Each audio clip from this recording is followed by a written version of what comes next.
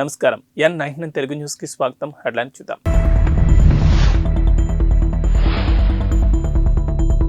Apartment నుంచి దూకిన సాహసికుడు, parachute తెరుచుకోక దుర్మరణం.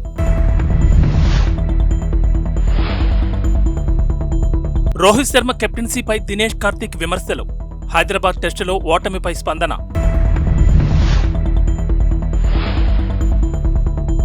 ఉద్యోగం లేకున్నా సరే భార్యకు భరణం చెల్లించాల్సిందే. అలహాబాద్ హైకోర్టు కీలక తీర్పు. అపార్ట్మెంట్లోని 29వ అంతస్తు నుంచి దూకి బేస్ జంపింగ్ చేయాలనుకున్న ఓ బ్రిటిష్ స్కై డైవర్ దుర్మరణం చెందాడు. పారాషూట్ సమయానికి తెరుచుకోకపోవడంతో నేలపై పడి మృతి చెందాడు. థాయిలాండ్లో పట్టాయ్ ప్రాంతంలో శనివారం ఈ ఘటన వెలుగు చూసింది. కేంబ్రిడ్జ్ షైర్లోని హాంటింగ్టన్కు చెందిన నేథన్ వొడిన్సన్ స్కై డైవర్. అతడికి ఎన్నో ఏళ్ల అనుభవం ఉంది. తన సాహసాలకు సంబంధించిన వీడియోలు సోషల్ మీడియాలో పోస్ట్ చేస్తూ ఉంటాడు. స్కై డైవింగ్ చేయాలనుకునే వారికి సాయపడుతూ ఉంటాడు. అపార్ట్మెంట్ భద్రతా సిబ్బంది తెలిపిన వివరాల ప్రకారం ఘటన జరిగిన రోజున నేతన్ ఎవరికంటా పడకుండా అపార్ట్మెంట్లోని 29వ అంతస్తుకు వెళ్లాడు. అపార్ట్మెంట్ బయట నిలబడ్డ అతడి గర్ల్ ఫ్రెండ్ నేతన్ సాహసాన్ని రికార్డ్ చేయడం ప్రారంభించింది. ఈ క్రమంలో నేతన్ కిందకు దొక్క పారాషూట్ మాత్రం తెరుచుకోలేదు.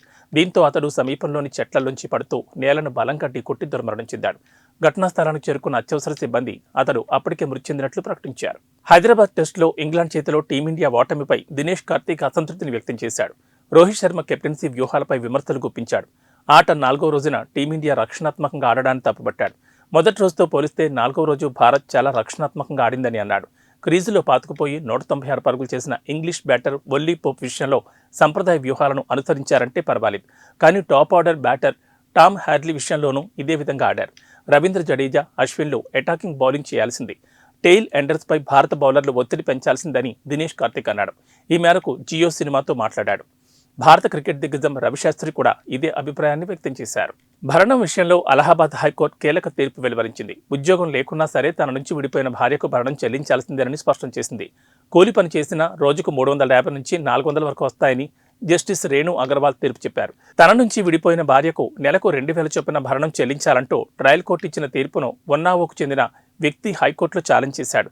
గ్రాడ్యుయేట్ అయిన తన భార్య టీచర్గా పనిచేస్తూ నెలకు 10,000 సంపాదిస్తోందని, తాను అనారోగ్యంతో బాధపడుతూ చికిత్స తీసుకుంటున్నానని రివిజన్ పిటిషన్లో పేర్కొన్న ఆయన ఈ విషయాలను ట్రయల్ కోర్టు పరిగణలోకి తీసుకోలేదని పేర్కొన్నాడు. విచారించిన హైకోర్టు భార్య టీచర్గా పనిచేస్తున్నట్లు రుజువులు సమర్పించాలని కోరింది.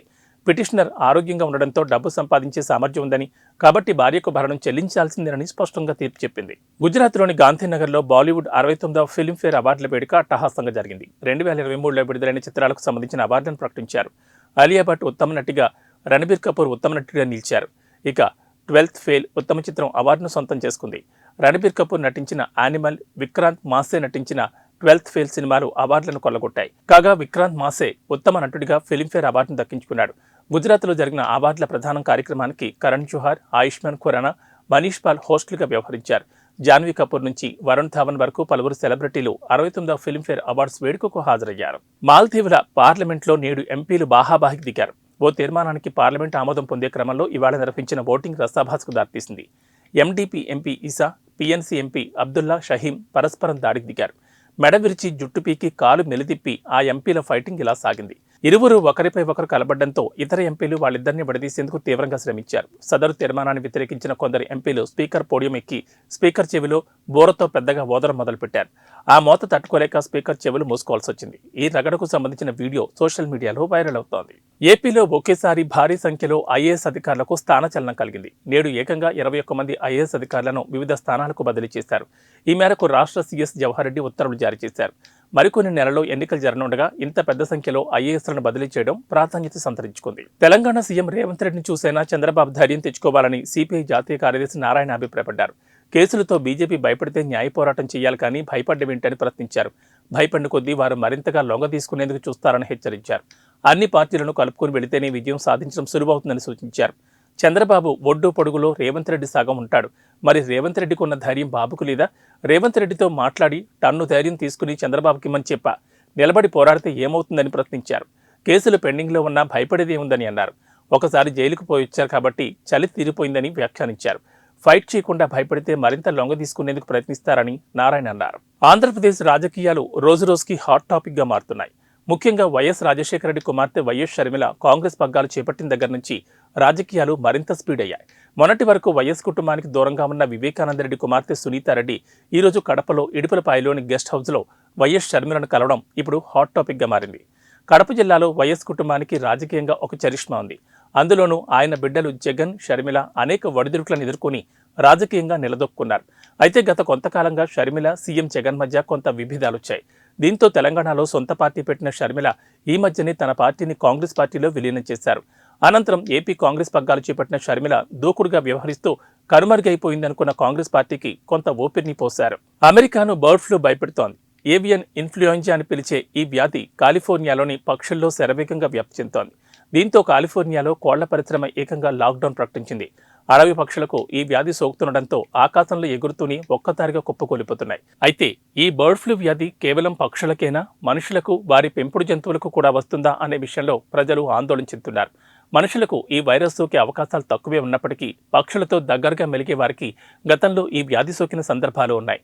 మనుషుల్లో H7N9, H5N1 వైరస్ రకాలు బర్డ్ ఫ్లూ వ్యాధికి కారణం కానున్నాయి. తెలంగాణ ముఖ్యమంత్రి రేవంత్ రెడ్డితో ఇటీవల 4 బీఆర్ఎస్ ఎమ్మెల్యేలు కలవడం రాజకీయంగా ప్రకంపనలు పుట్టించింది. ఇది జరిగి రోజులు కూడా గడవకముందే మరో బీఆర్ఎస్ ఎమ్మెల్యే ప్రకాష్ గౌడ్ రాజేంద్రనగర్ నియోజకవర్గం ఎమ్మెల్యే రేవంత్ రెడ్డితో భేటీ కావడం ప్రాధాన్యతను సంతరించుకుంది.